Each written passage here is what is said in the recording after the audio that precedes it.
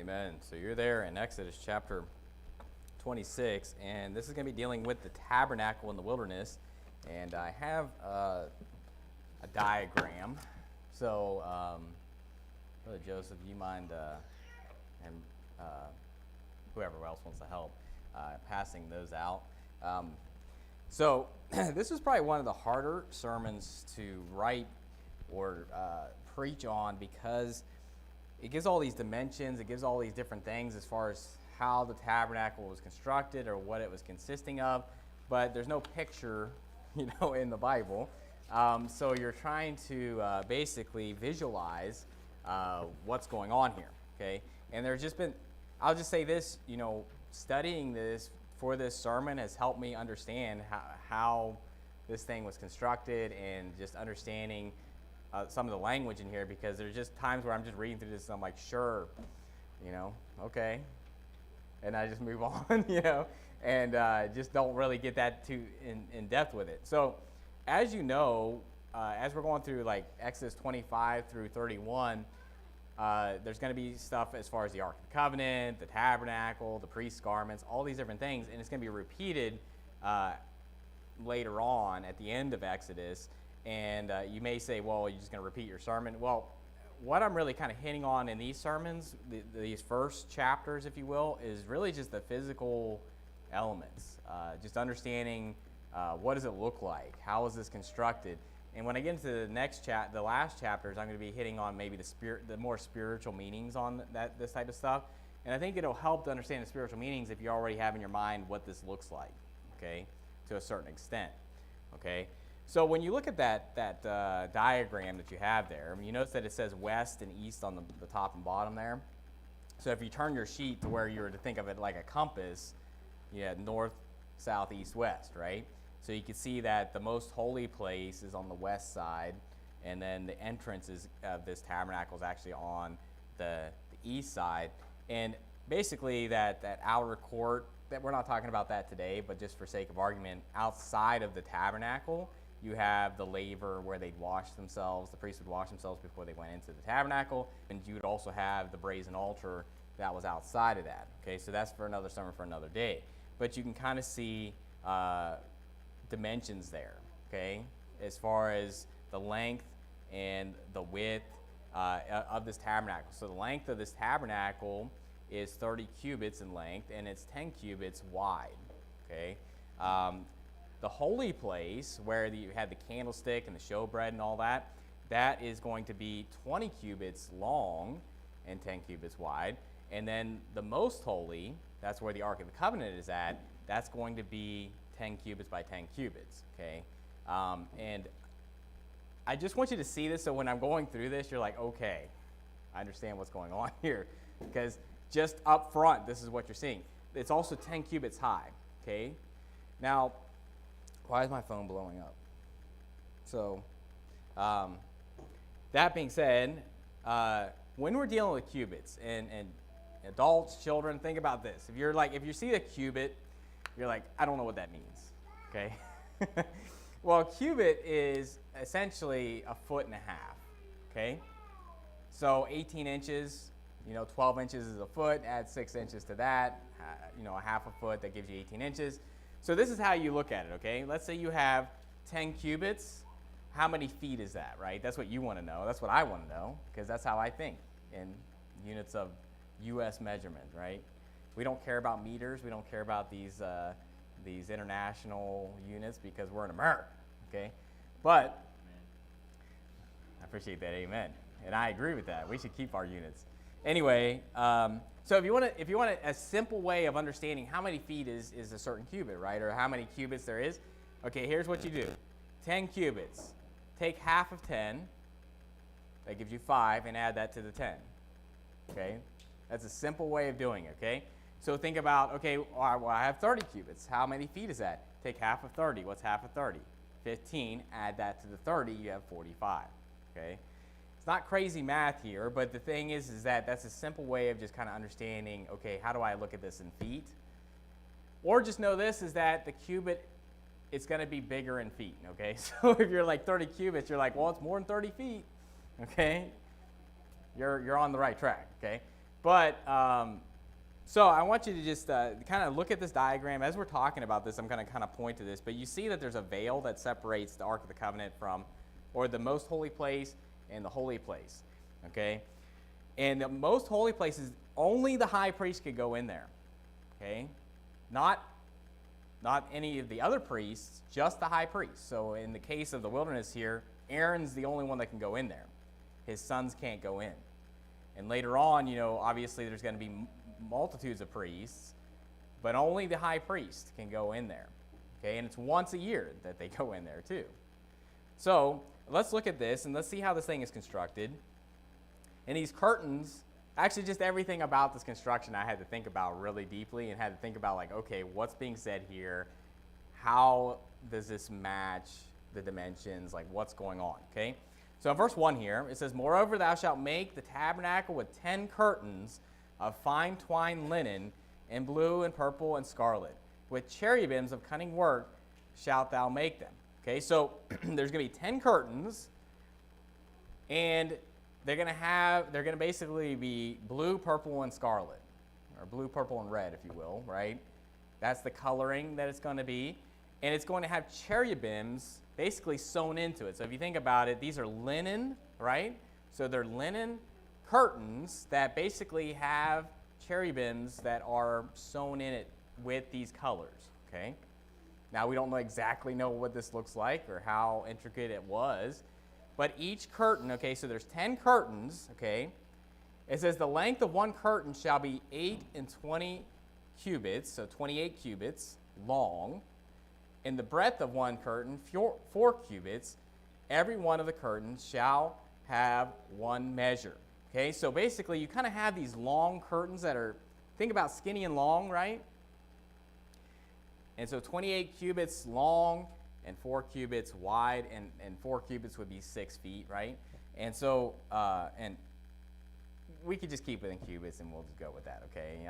If you want me to convert it, I'll convert it all day long if you want. But the idea here is that this is the whole tabernacle, this is all going to be connected. All these curtains are going to be connected, okay?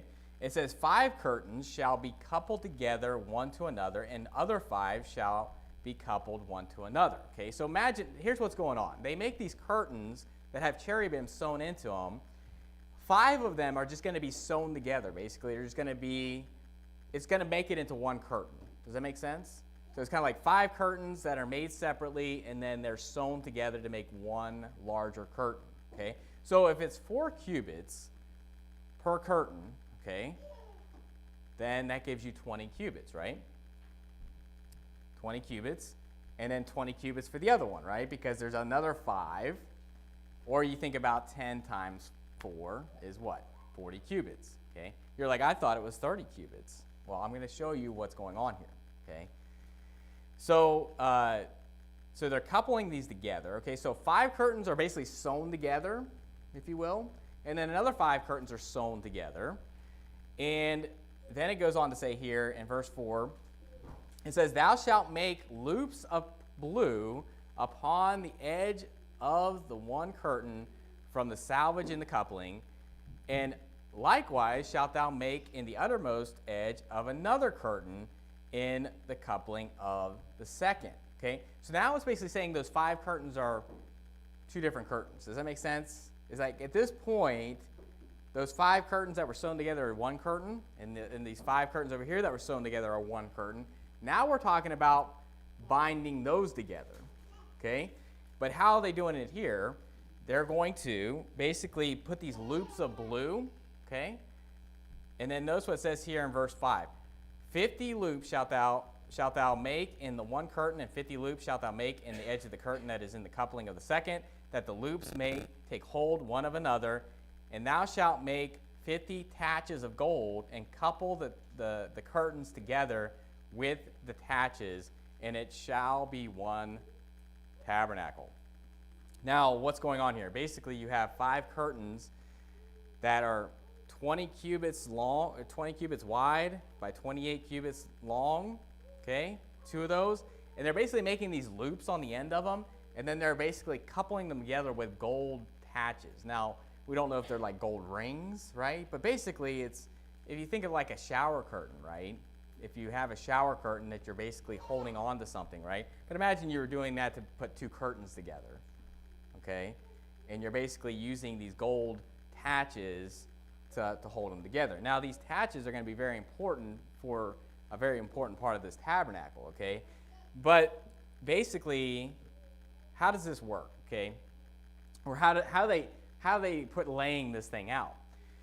Well, so 40 cubits, okay, is more than 30. Okay, so when you look at your chart, when you look at your tabernacle there, what's going to happen here, and I'll prove it through the Bible here, is that they're going to start the curtain that's, you know, the width of these. So you're going to kind of have like a stripe, if you will, of curtains that are going to be going down here, and you're going to have 20 cubits that's going to come to the veil. That's where the attachments are. Okay, you're going to have another 10 cubits, but then the rest of that curtain is going to go over the back side of the tabernacle. Okay, so basically all sides of this tabernacle are going to be covered with the curtain except for the front. Okay, the end of the chapter talks about how there's going to be this veil, or this basically curtain that's made specifically for the front, and there's 5 pillars in the front. So when you're dealing with these curtains, okay, because you're going to have these linen curtains, and you're going to have the curtains of goat's hair that go over the top of that, and then you're going to have the badger skins, and you're going to have the ram skins and all this, okay? It's covering all sides but the front, okay? So think about the long sides, the back side, and the top, okay? So think about this box, if you will, right? It's 10 cubits high, 10 cubits across, you know, over the top of it, and 10 cubits back down, right? So that's technically 30 cubits, okay? The goat's hair ones we're going to see are actually 30 cubits long. These linen ones are a little shorter than that, aren't they? They're 28 cubits long. That's going to give you 1 cubit off the ground. Okay, so if you imagine, if you were to stand here and you had this curtain going across over top of the ceiling and going down the side, you'd have like 1.5 feet where it doesn't come to the ground. Does that make sense? So let's go to the goat's hair one, because it's going to explain that here. So imagine you have kind of this rectangle box, and these curtains are basically going over top of it. The attachments that are holding those two curtains together is going to be right over where the veil's at. Okay, that's where the veil actually attaches to. Okay, it attaches to those attachments. That's how we know that the holy place is double the length of the actual holiest, you know, of all. Now, look at verse 7 here.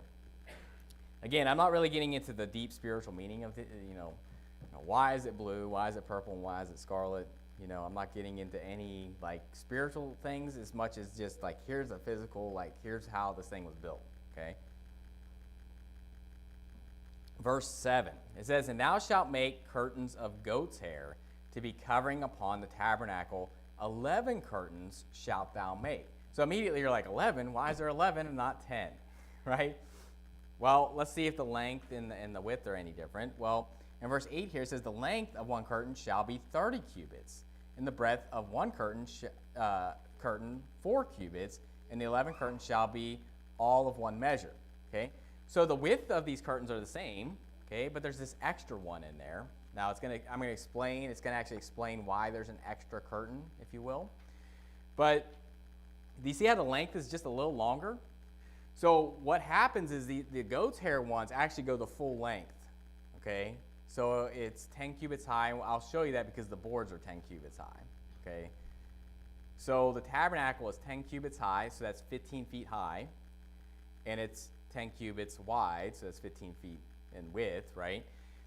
So basically, the goat's hair ones go all the way down to the ground, okay? Whereas the linen curtains that basically have the cherubims embroidered on them, if you will, those stop 1.5 feet before you get down to the ground, okay? So let's keep reading here. It says, "And thou shalt," in verse 9 there, "and thou shalt couple 5 curtains by themselves and 6 curtains by themselves, and shalt double the 6th curtain in the forefront of the tabernacle." So here's why I believe there's an extra curtain, is they basically lap that last curtain, okay? So when you're up in the front of the tabernacle, it doesn't go over top of the front. There's actually this whole system of like how they cover the front that's going to be mentioned later on. That basically that goat's hair is going over top of it, that curtain, but then the front one, where it comes up to the front, they basically double it. Okay, so it's like double the thickness of the goat's hair. Okay, so that's why there's 6 on that front end. So basically, you had the same width. It's going down the line that you had with the linen ones. They're just a little longer, so they go all the way down to the ground. Okay. Now, where was I at there? Double the 6th curtain in the forefront of the tabernacle. Okay. So that shows you that the 6 curtains are up front from the veil, and the 5 curtains go back past the veil. Okay. In verse 10 here, it says, "Thou shalt make 50 loops on the edge of the one curtain that is outmost in the coupling, and 50 loops in the edge of the curtain which coupleth the second. And thou shalt make 50 taches of brass." So it's interesting because same kind of thing that we saw with the linen, but now instead of gold taches, it's brass taches, which is very interesting because brass is used when you think about when you're going towards, when you're outside, you have the brazen altar, you have the laver in his foot, and all this is made of brass. So it's interesting on how you have the gold inside and you have the brass outside. You also have silver dealing with the foundations. But I don't think any of that's by accident. Again, I'm not getting into all the significance tonight. I'm just showing you. So if I do get into that on the next sermon, you're like, okay, I know what you're talking about. And it's not just out in left field when I start talking about these taches, okay? So keep reading there in verse 11. So 50 taches of brass, and put the taches into the loops, and couple the tent together that it be one, okay? And it says, and the remnant, here's the key, the remnant that remaineth of the curtains of the tent, the half curtain that remaineth, shall hang over the back side of the tabernacle. Okay, so remember it was 40 cubits, and you're like, wait a minute, I thought it was 30 cubits. Okay, and the reason it's 30 cubits, I'll show you from the boards laid out, it's clearly 30 cubits.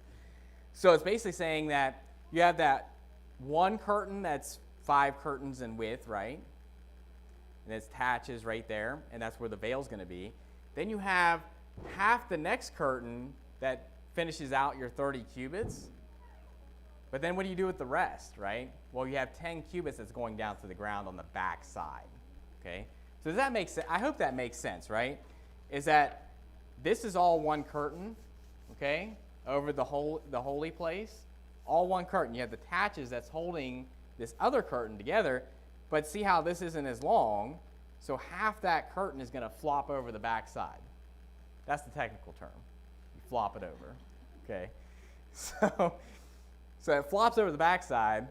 So essentially, what you'll see with the holiest of all, or the most holy place, is the fact that the linen curtains of the cherubims are over the top, over each side and the back, and there's a veil that has the cherubims on it too. So it's literally surrounded by cherubims. Okay, and again, not getting into all the spiritual meaning there, but just so you kind of picture what's going on here.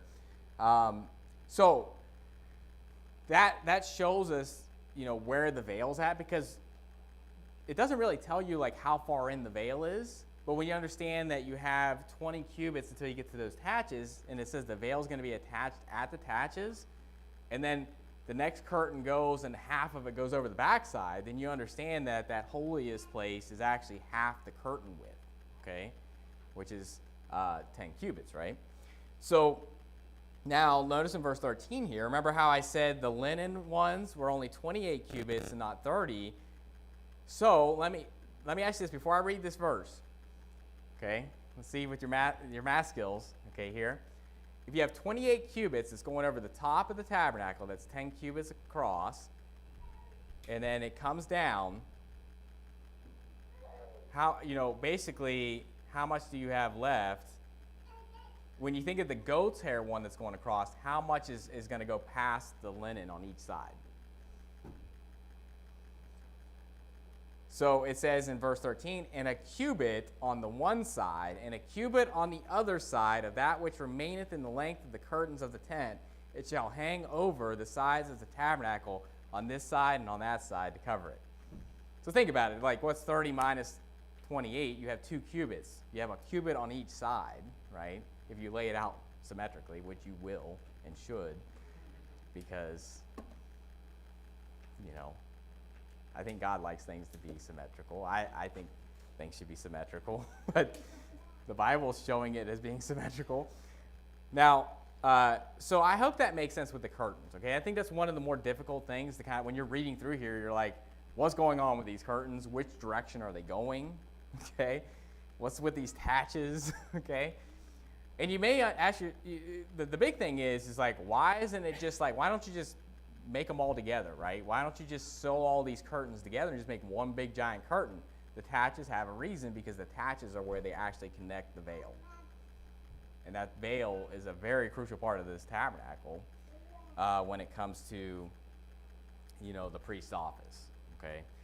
Now, go to verse 14. Verse 14. This could end up being a fairly short sermon, because I'm just basically explaining to you the dimensions of the tabernacle, okay? Just to be honest with you. I'm not going into, like, I think I go to Hebrews once here to just kind of give you a little more clarity on what you're seeing. But to be honest, I'm explaining this chapter as best I can.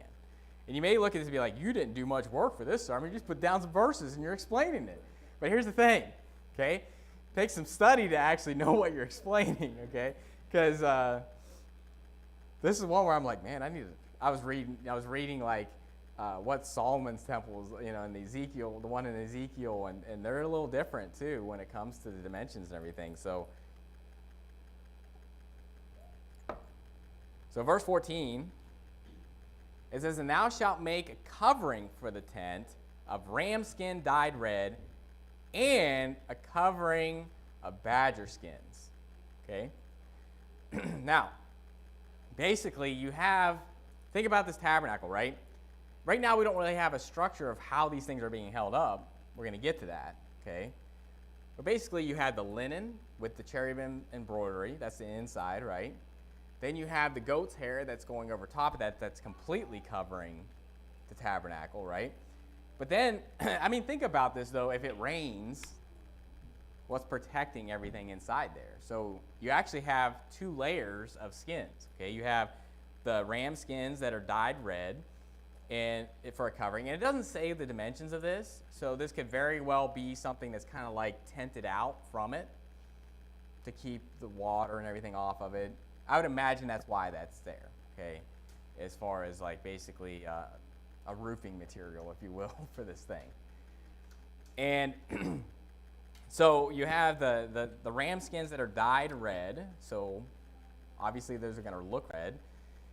Then you had the badger skins. Now, Brother Dave and I were just discussing this, you know, because I was talking to him about like how I was trying to make sense of all the different things of the tabernacle and how I'm going to try to explain it and stuff like that. And we were both just talking about, have you ever really thought about like how many badgers were out there in the wilderness, right? like what was going on with these badgers, right? I mean, that's a lot. I mean, think about how big that tabernacle was. I mean, it's not like crazy big, but badgers aren't that big, right? Have you seen a badger? Okay. I don't know if they were honey badgers, but they're badgers, you know, and so it just kind of, you know, outside of like really what we're talking about is like, how many badgers did they have to kill? And did God like send them the badgers, right? Was it like this herd of badgers that came in and they're just like up in their tree with their bows and just like killing badgers all day long? And did they have an assembly line for how they like skinned the badgers?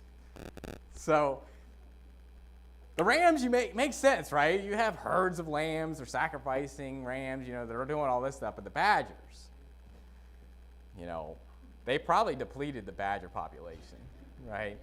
And that's why there's no more badgers out there in the wilderness of Sinai, right? Maybe there is. You know, that'd be interesting if you went out, like, took a trip out of Saudi Arabia, right? And you're out in the wilderness of Sinai, and you're just like, I saw a badger. You'd be like, they're still there.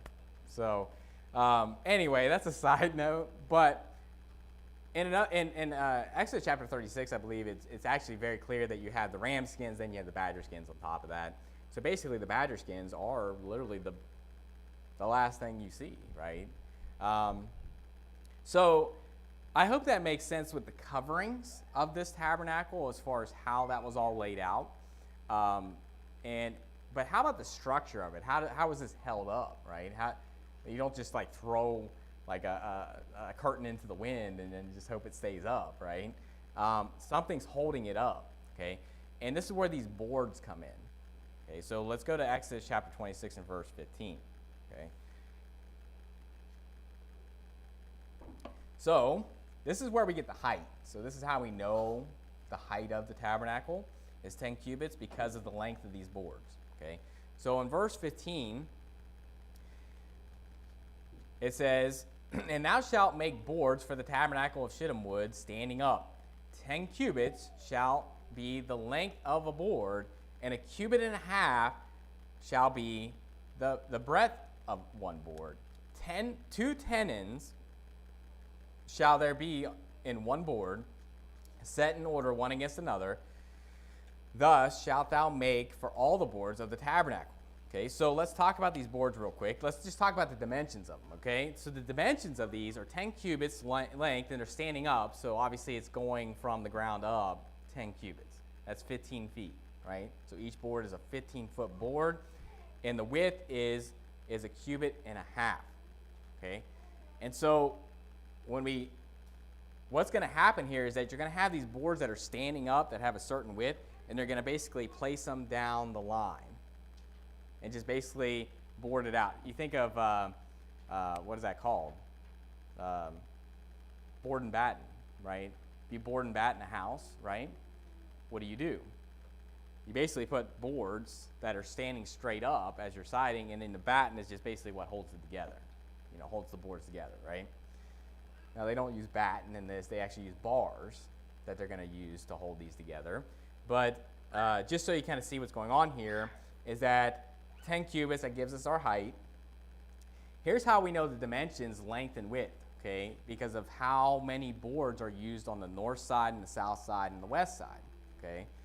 So notice what it says here in verse 18, okay? And thou shalt make the boards for the tabernacle, 20 boards on the south side southward, okay? 20 boards, and just so you know, look at verse 20, and for the second side of the tabernacle on the north side, there shall be 20 boards. So the north and south, you can see, is the long side, okay? This will show you, obviously, which side is the long side because the west is going to be 6 boards, okay? So obviously, 6 is less than 20. You only really need to know how to decipher these cubits. But if you have 20 boards, and they're a foot and they're a foot and a half each, okay? I'm sorry, not a foot and a half. They're a cubit and a half, okay? Then how many cubits does that give you? Remember, you take half and add it, right? So half of 20 is 10, and add that to 20, you got 30 cubits, okay? So that's where you get your 30 cubit length, okay?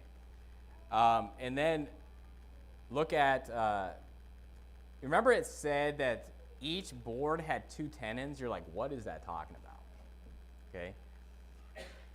So I'm just going to explain it to you, and then we read it. I think that probably is the best way to do this, is that I explain it to you, we read it, and then you kind of see, oh, okay. Basically, each board is going to have 2 things on the bottom of it for it to tie into a socket of silver, okay, 2 sockets of silver. So basically, if you think about it, if you just set these boards in the ground, how is it keeping it from, like, flopping over, right? So basically, God has them put all these sockets of silver on the ground, and these tenons are basically, think about like a socket as like being that right there, like the socket in the wall, right, the outlet, and the tenons would be like the thing you're putting in there, right? So you kind of have like a male end, female end type thing that's going on there, that you have these boards that have basically this element at the bottom of it. I don't really know what the tenons exactly look like, but it's basically kind of in wood structures, this is all the time, right? Where you have kind of like you peg it, right? You use pegs, you use different things to, where you can basically hold wood together without even using any type of instruments, okay? And it just kind of, you hammer it in, and then it's held tightly together, okay? And the thing that you have to understand about the tabernacle in the wilderness is that it's made to be taken apart and put back together all the time, okay? That's why it's done this way, okay, is because it's meant to be mobile. Okay, everything is meant to be taken down and put back up. Okay, this is not a permanent structure that we're dealing with here. Okay, so notice what it says in verse 19. It says, "And thou shalt make 40 sockets of silver under the 20 boards." Okay, so this is why the 2 tenons are on the bottom. Okay, so think about, you have this board that has a certain width. Okay, so a cubit and a half, a cubit's like this, so a cubit and a half would be like this, right? You're almost dealing with like 2 feet, right? So basically, you have, basically at the bottom of those boards, you have some kind of like tenon that would basically snap into, at each one of those tenons, there's a socket of silver, okay? So there's 2 sockets of silver for each one of those. So there's 20 boards, that means there's 40 sockets of silver that it's setting on. Okay. Now, in verse 19, it says, "And thou shalt make 40 sockets of silver under the 20 boards, 2 sockets under one board for his 2 tenons, and 2 sockets under another board for his 2 tenons." So down the line, basically every single board has 2 sockets of silver. Okay.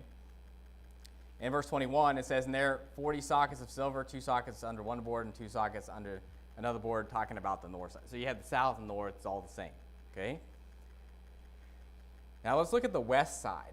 Okay, so if you remember, that's the north and south, so that's your long sides. Okay, you have these boards that are standing up down the line. They're socketing into this silver, right, to where the bottom of them are tied in together there. Okay, so now the west side, notice what it says here in verse 22. It says, "And for the sides of the tabernacle westward, thou shalt make 6 boards." Now, 6 boards, and they're a cubit and a half, right?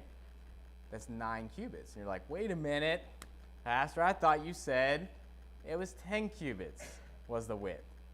Okay, so what you have to understand, though, is you're not taking into account the thickness of those side boards. Okay. The inside dimension of the tabernacle, the inside dimension is 9 cubits. The outside dimension is 10 cubits. Okay? So what's going on is these boards are going down the line 30 cubits. Okay? Exactly. So that means that they're going past, meaning that if you were to put that board on the outside of those boards that are 30 cubits, that means the tabernacle is not 30 cubits long. It's actually 30 cubits plus the length plus the width of that board. Does that make sense? You're like, why does that matter? Well, I'm sure it does. So, meaning this is that the boards were actually going into the side of those side boards, okay? So the west boards were going into the side of it. That means that the inside dimension is 9 cubits. So if the whole dimension, if the width is 10 cubits, okay, that means those boards are a half a cubit in width, in thickness, okay? Those are pretty thick, right? So that's 9 inches. Those boards are stout, okay? We're not dealing with 2-bys here. So they're 9 inches thick, okay? So I don't know about you, but maybe it's just because I'm a structural engineer, because I like to see how they constructed this, okay? And you said you may be thinking like, this is boring, like, why are we talking about this? One, it's a whole chapter in the Bible, so every word of God is pure. All Scripture is given by inspiration of God and is profitable, okay? You know what's interesting about this? As a structural engineer, when you think about lateral resistance of a building, okay, meaning this is that, let's say the wind were to blow on this building, you don't want it to just topple over like, just popsicle sticks, okay? When you design a building, everything you can't just have two walls that are holding back the resistance of anything. You have to have at least three. And when you think about, generally speaking, kind of the best case scenario is you have four sides, kind of like a square, where each four of those walls, if you will, is like holding back the wind pressure in each direction, because the wind can blow from all directions, right? North, south, east, west. But a C shape works as well. And it's exactly what the tabernacle in the wilderness had, was a C shape of boards that were socketed into the ground, and that also, we'll see, had bars that were holding them together, and structurally sound, okay, for the elements, if you will. And so from a structural engineering perspective, I'm looking at it as like, man, that's, you know, I mean, obviously God knew this way before. I mean, this is thousands of years ago, but he's constructing this temple, and by the way, you can model how you would even make a structure based off of this, and it'd be structurally sound, okay? Now, you say, what's holding it down from being toppling over? Well, how much does that silver weigh? Okay? It's not like they dug down and made foundations in the ground, okay? This is portable. So how do you make something that's portable not blow away? Weight, or counterweight, if you will, okay? So I'm going too deep on that. But I think it's interesting, and I think it's something that, you know, when I'm reading through here, if anything, when you read through Exodus now and you're reading about the tabernacle, hopefully you're just like, oh, okay, I know what that's talking about. Because I know when I've read through it many times, you're just like, sure, okay, there's tatches. There's a lot of badger skins, you know. And you're just like, okay, I'm good with that. And you're kind of picking up the things that you know, right? That you're like, okay, I know about the candlestick. I know about the Ark of the Covenant. I know about this and all that, okay?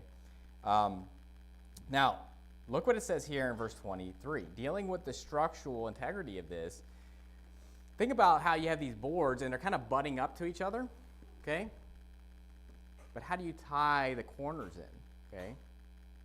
And you may look at these verses right here and think, what's that? Why does that matter? Structurally speaking, this is actually a very important element here, I think, that it's tying these corners together and basically locking them in, okay? What's going on here? Verse 23, it says, "And two boards shalt thou make for the corners of the tabernacle and the two sides," okay? So there's two corners, if you will, if you think about it, right? Think about this front end as being open and not being like a part of the actual structural elements at the moment. There's going to be pillars there, but for sake of argument, this is a big C shape, right? There's two corners, okay? It's on the west side of the tabernacle. There's two corners, and it's basically saying there's going to be two boards on each corner, okay? Added to those boards, okay? So these are extra boards here that basically are tying those boards that are butted together. It's basically making an L shape, if you will, that's going to tie all that corner together. So it just stiffens up those corners and ties it together here. Now, notice what it says in verse 23. It says, "And two boards shalt thou make for the corners of the tabernacle and the two sides, and thou shalt be coupled together beneath, and thou shalt be coupled together above the head of it unto one ring. Thus shall it be for them both. They shall be for the two corners, and thou shalt, and they shall be 8 boards, their sockets of silver, 16 sockets, 2 sockets under one board and 2 sockets under another board." Okay, so basically you kind of have this doubling up there, right? So it says 8 boards. Well, how do you have 8 boards? You have 4 on each corner. Okay. So you have two extras on each corner. You already had 2 on each corner, right, before you added these. So you basically have these doubled up boards that are attached both at the bottom and the top, and there's one ring attached to all of that, okay? And these rings are where they put the bars through that basically hold all these boards together to where they don't fall in and out from each other, okay? So all you need to know about that, okay, if you can't visualize that as far as what's going on there, basically you have an L shape, if you will, of boards that are stiffening up those corners, is that's what it's doing. Okay, I believe this is where it's tying those long ends into the short west end and just locking that back end into those long ends. Okay, and this really gets into the structural integrity of it. Now, dealing with the bars and rings to hold the bars. Okay, notice what it says in verse 26. Verse 26. It says, "Thou shalt make bars of shittim wood, 5 for the boards of the one side of the tabernacle, and 5 bars for the boards of the other side of the tabernacle, and 5 bars for the boards of the side of the tabernacle for the 2 sides westward. And the middle bar in the midst of the boards shall reach from end to end." Now, there's different ways to understand how they did this. It could be that they have rings on the top of these boards, or rings on the bottom, and rings in the middle, and that basically the middle one, the bar went all the way 30 cubits, okay? And the top and bottom ones, they had 2 bars on the bottom and 2 bars on the top that didn't reach all the way through, right? They're kind of half the size, okay? So 15 cubits, 15 cubits. But the middle one went the whole span, okay? So that's why you have 5 on one side, 5 on the other, okay? And then on the back side, I think it's probably stating, since it says for the 2 sides of the westward, is that on both the inward and the outward side, you had bars, 5 bars that are holding that one, 5 bars that are holding the other one, okay? But in the end, all this is really stating to you, even if we don't visualize exactly what this looks like, okay? Because again, we may not be able to speak of it particularly. We weren't there to see it. We don't have it here to look in front of us and say, hey, here it is. Is the fact that these bars went through these rings. And notice in verse 29 here, it says, "And thou shalt overlay the boards with gold, and make their rings of gold for places for the bars, and thou shalt overlay the bars with gold." So all this is all this shittim wood of the boards, the bars, the rings, everything is gold. Okay, it's just gold plated. Okay, so when you think of these boards, think about them. They're gold plated boards that are going up.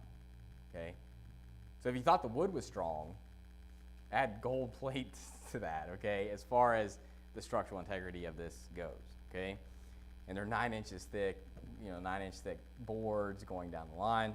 Okay, so hopefully that makes sense as far as like you have these 3 walls, if you will, the 2 long ones and the back shorter wall, if you will, in which the back side is where you have the holiest of all.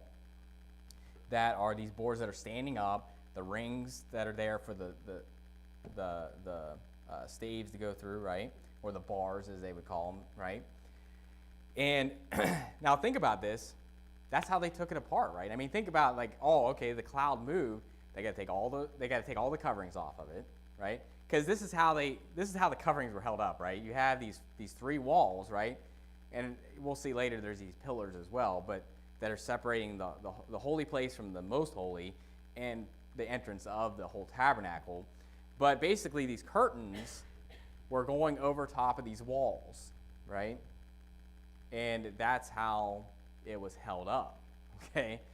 And basically, all this can be taken down. You think about taking it down, they take all the curtains off of it. Well, first of all, they take all the skins off of it. They take all the curtains off of it. Then they have to take these boards down, so they got to take all the bars out, right? Take the boards out of the sockets. Now, I don't know how exactly they, picked up all these sockets and how they, stored them and how they took them down, but basically you're kind of planking out these boards, and then you got to take it somewhere else, and then you got to put them all back in, and then you have to put the rods through it again and set it up. It's basically like setting up a tent. And it mentions this a lot in Exodus, dealing with the tent of the tabernacle. And doesn't it seem like a tent? I mean, literally the roof of this thing is a tent roof. It's made up of skins as far as the roofing material. Okay, it doesn't mention anything about like any type of hard structure going over top of this tabernacle. It's a tent roof. Okay, so going on from that, go to verse 30 there. Verse 30. It says, and thou shalt rear up the tabernacle according to the fashion thereof, which was shown thee in the mount. And notice that this keeps being brought up. He's in the mount, right? This is when he went into that thick cloud of darkness, and he's up in the mount, and God is showing him all this stuff, right? He showed him the Ark of the Covenant, and you know, we saw in chapter 25 different instruments, which we'll get into other instruments as well, and the garments and all that. But at this point, he's showing him the tabernacle, and he's saying, you know, fashion it according to that which I showed thee in the mount. And again, go to Hebrews chapter 8. Hebrews chapter 8. And honestly, this is really the only time I'm taking you anywhere other than Exodus 26, okay? But I just want you to see, one, that we can visualize this, but it can only go so far because we weren't eyewitnesses of this, and it's no longer here for us to be eyewitnesses of the finished product, okay? That's where it gets into we cannot speak particularly, right? But it says in verse 5 of Hebrews chapter 8, it says, who serve unto the example and shadow of heavenly things, as Moses was admonished of God, when he was about to make the tabernacle, for see, saith he, that thou make all things according to the pattern showed to thee in the mount.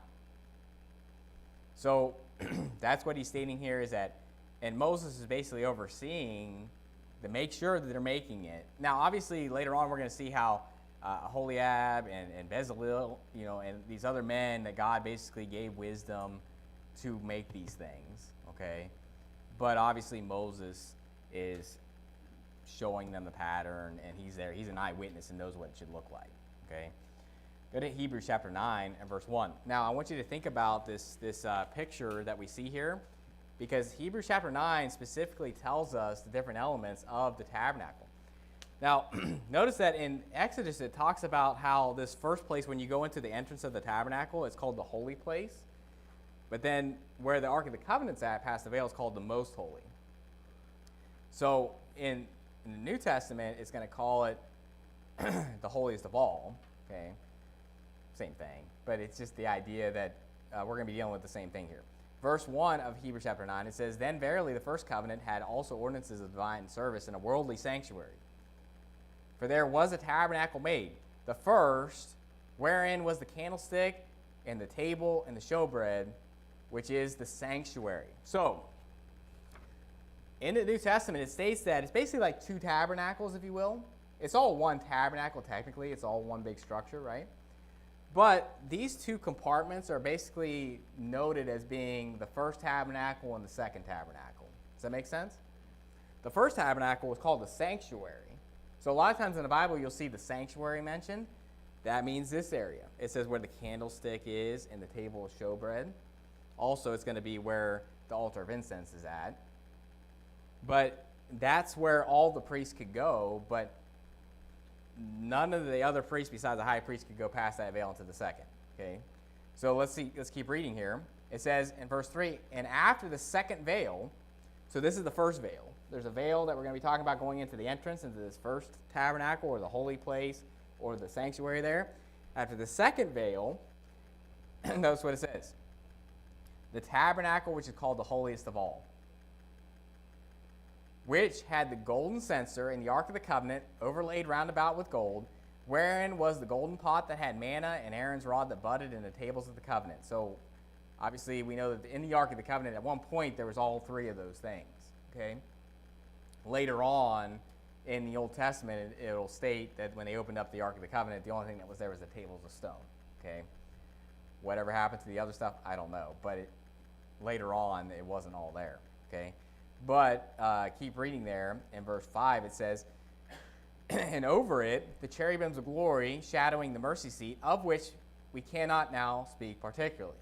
Okay? Now, when these things were thus ordained, the priests went always into the first tabernacle according to the service of God, but into the second went the high priest alone once every year, not without blood, which he offered for himself and for the errors of the people. The Holy Ghost is signifying that the way into the holiest of all was not yet made manifest, while as the first tabernacle was yet standing, which was a figure for the time then present, in which were offered both gifts and sacrifices that could not make him that did the service perfect as pertaining to the conscience, which stood in only in meats and drinks and divers washings, and carnal ordinances imposed on them until the time of Reformation. And obviously in the New Testament, that was all done away. The veil was rent and all that. Okay, but you can see from the explanation of Hebrews chapter 9, you have this first place, which is the sanctuary, where you had the candlestick and the showbread, and you go past this first veil in there. Only the priest could go in there.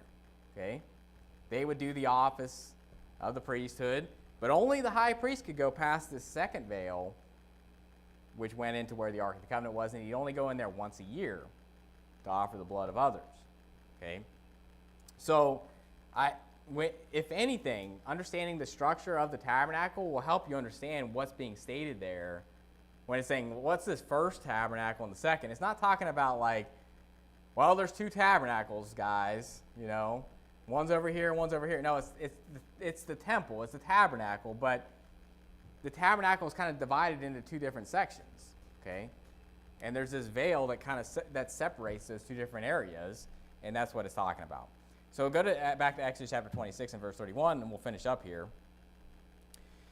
So this is where these taches come in as far as the importance of these taches, because we're going to talk about the veil, okay? That veil that goes into that second tabernacle, or the holiest of all, or the most holy place. That's where the Ark of the Covenant's at. So in Exodus chapter 26 and verse 31, it says, "Thou shalt make a veil of blue and purple and scarlet and fine twined linen of cunning work, with cherubims shall it be made." Now remember, the curtains were all made of that as well, and they were over, you know, basically that whole area, that whole holiest area, holiest of all, is covered in this linen with cherubims of cunning work in that, okay? And so you can think about how when you look at God's throne and he has these seraphim surrounding him and he's got these cherubims surrounding him, and how all that makes a lot of sense, actually, when you think about what's actually in heaven. Now, keep reading there in verse 32. It says, "And thou shalt hang it upon 4 pillars of shittim wood overlaid with gold. Their hooks shall be of gold upon the 4 sockets of silver. And thou shalt hang up the veil under the taches, that thou mayest bring in hither within the veil the ark of the testimony, and the veil shall divide unto you between the holy place and the most holy." So what's going on here is that this veil is attached to those taches. Remember those taches that were holding those 2 long curtains together that were basically flopped over the, for lack of better terms, it's flopped over the boards that are up 10 cubits high, and it's just kind of going over top of that. Well, the taches were basically where that veil is at, okay? And so that veil is attached to these taches, but it's also being attached to these 4 pillars that are there. So I would imagine it's probably like a pillar on each end, and then 2 pillars that are equal distant from each other. Okay, I'm just going to say that for sake of argument in my OCD, that they are literally symmetrical in there. I don't know. It doesn't say exactly the distancing, but there's 4 pillars there of gold, and this veil is basically attached to all this, and only the high priest can go past that. Okay? So that shows you, you know, and again, this really just shows you that that's where the holiest starts, right? Is that you have, remember, the 20 cubit width of curtain taches, and then another 20 cubits of curtain. But remember, half of that curtain goes over the backside.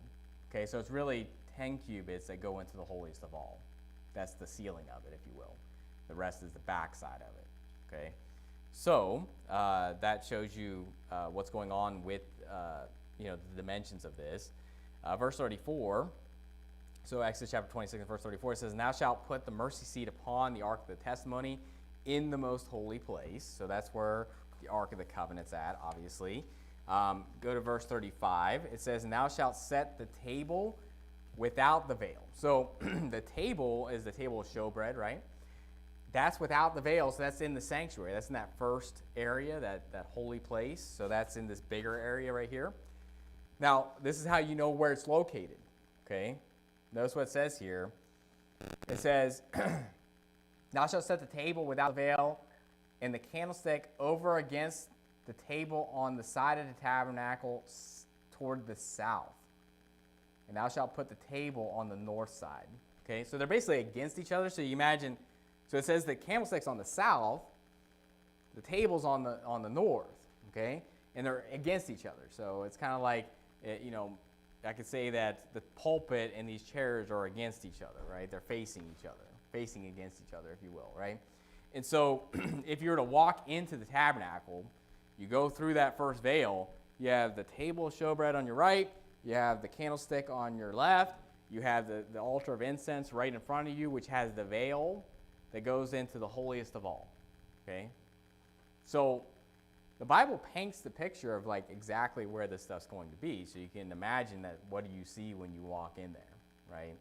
You have this candlestick of 7 lamps, you have the showbread table over here, and you can kind of imagine what the dimensions are, that this room is twice as long as the holiest of all, okay? And at this point, okay, you have this whole tabernacle, but what's going on in the front of the tabernacle, right? And this is where the chapter ends here, is that we're dealing with, okay, the door of the tabernacle, okay? Notice what it says in verse 36. And thou shalt make an hanging for the door of the tent of blue and purple and scarlet and fine twined linen wrought with needlework, okay? So, kind of the same kind of curtain material, if you will, but this is its own thing, right? So at this point, when you're talking about these curtains going over top of this tabernacle, you're like, what about the front, right? This is where the front comes in. That this is the entrance. There's no boards there, okay? But notice what it says here in verse 37. Thou shalt make for the hanging 5 pillars of shittim wood, and overlaid them with gold, and their hooks shall be of gold, and thou shalt cast 5 sockets of brass for them. Okay? So that's interesting, that what's interesting about the outside of the tabernacle, once you kind of come outside, it's brass, okay? So you have these 5 pillars of gold, sockets of brass. So there was sockets of silver, but those are all covered up by skins, okay? As far as the boards are concerned. You had the brass patches that were on the goat's hair curtain, right? Then you're going to have the brazen altar, the laver in his foot, and the all that stuff that's outside there. But the brass, just to give you a little insight, or just one little spiritual meaning here, it talks about Jesus' feet being like polished brass that was in a furnace of fire. And how that has to do with the sacrifice, right? That was made, and just how brass represents that, okay? Obviously, silver and gold have their places as well when it comes to what that would represent. But that's the tabernacle. And I know I just kind of explained it and just going through the chapter, but I think that's probably the simplest way to do it than going like from here to there. But just hopefully this little diagram that I just found online that wasn't, I didn't want it to be one of those diagrams that shows all this crazy stuff and I'm like, that's probably not true, this isn't true. This is just straight up some lines that point to it and say what it is. That it helps you understand what's going on when you're reading through this chapter, and hopefully next time you read through Exodus chapter 26 or 36, you'll read through it and be like, okay, I know what's going on here. I understand how they constructed this thing, at least for a broad spectrum of how you're looking at it, okay? But that's the tabernacle. Again, when we get to chapter 36, we'll get into some more spiritual meanings as far as like what's going on with that, why is it this way, what's some spiritual applications that go with this. But right now, just get in your head, what does this thing look like, right? So let's end with a word of prayer. Dear Heavenly Father, we thank you for today. Thank you for your word. Thank you for the book of Exodus. And thank you for these passages, Lord, where you explain to us what your tabernacle looked like, how you constructed it. And there's so many things, even on just a level of understanding how to construct things, Lord, that we can learn from it. But Lord, we just pray that you'd help us to learn not only the physical meanings, but also the spiritual meanings that go behind all these elements, dealing with the tabernacle and all the instruments and the service that was done there to show what's truly in heaven. And Lord, we love you. Pray you be with us throughout the rest of this week. Pray you be with all those that aren't feeling well. And Lord, we pray all this in Jesus Christ's name. Amen.